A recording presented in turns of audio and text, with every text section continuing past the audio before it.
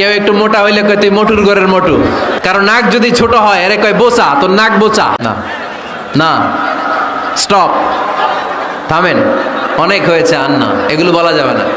কারো আকৃতি নিয়ে খোটা দেয়া, ঠাট্টা করা, এটা স্বয়ং আল্লাহর সাথে ঠাট্টা করার শামিল, ঠিক কিনা? কারো নাক যদি ছোট হয় এরে কয় বোচা, তোর নাক বোচা। ফেনীতে আপনারা কি বলেন?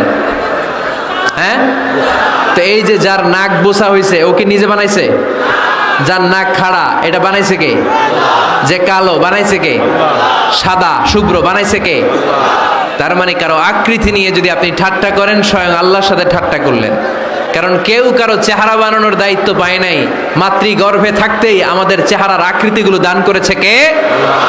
হুয়াল্লাযী ইউসাউইরুকুম ফিল আরহামি কাইফা ইয়াশা লা ইলাহা ইল্লা হুয়াল আজিজুল হাকীম। তিনি এমন সত্তা, তোমরা যখন তোমাদের মায়ের পেটের ভেতরে ছোট্ট একটা ভ্রূণ কণা ছিলা, তখনই তোমাদের চেহারার আকৃতি দিয়েছে কে?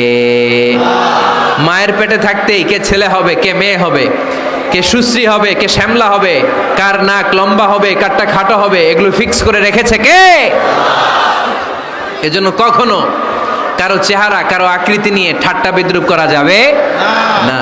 কারণ এই চেহারা আমরা বানাই নাই, বানাইছে কে?